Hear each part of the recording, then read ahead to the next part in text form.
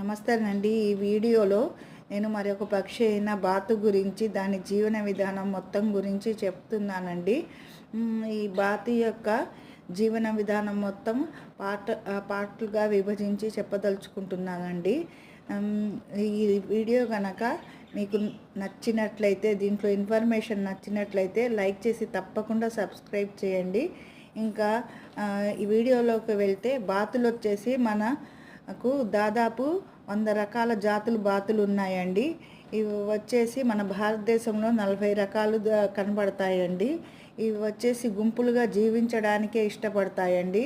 బహిరంగ ప్రదేశాల్లో ఉంటాయండి. ఇవి వచ్చేసి చిత్తడి నేలల్లో, చెరువుల్లో, సరస్సుల్లో, నదులలో ఉంటాయండి. ఇవి ఉప్పు నీటిలో కూడా బ్రతకగలవండి. మంచినీళ్ళలో కూడా, ఫ్రెష్ వాటర్లో కూడా బ్రతకగలవండి. వీటికి ఇవి వచ్చేసి ఇవి గూళ్ళను ఇవి ఎక్కడ ఏ సరస్సు దగ్గర నివసిస్తాయో దాని ఒడ్డున వాటి గూళ్ళని నిర్మించుకోవడానికి ఇష్టపడతాయండి. కొన్ని వచ్చేసి చెట్లలో కూడా పెట్టుకుంటాయండి. ఇవి వచ్చేసి గుడ్లను ఇవి సంవత్సరానికి 300 గుడ్లు ఇస్తాయండి. అన్ని జాతులు వచ్చేసి ఒక్క మాస్కో జాతికి చెందిన బాతు మాత్రం 150 నుంచి 100 గుడ్ల వరకు ఇచ్చిద్దండి. ఈ మాస్కో పక్షి కూడా పొదిగే విధానం అన్ని 25 రోజులకి గుడ్డు పిల్లలు బయటకు వస్తాయి. ఇది మాస్కో మాత్రం 35 రోజులకు గుడ్డును పొదిగిద్దండి. 35 రోజులకు గుడ్డు పిల్లల్ని బయటికి తీసిద్దండి. ఇదన్నమాట. అన్నింటికన్నా అందమైన పక్షి వచ్చేసి మండరిన్ అండి. మండరిన్ జాతికి చెందిన బాతు వచ్చేసి చాలా అందంగా, హుందాగాను, వాటి రెక్కలు చాలా అందంగా ఉంటాయండి.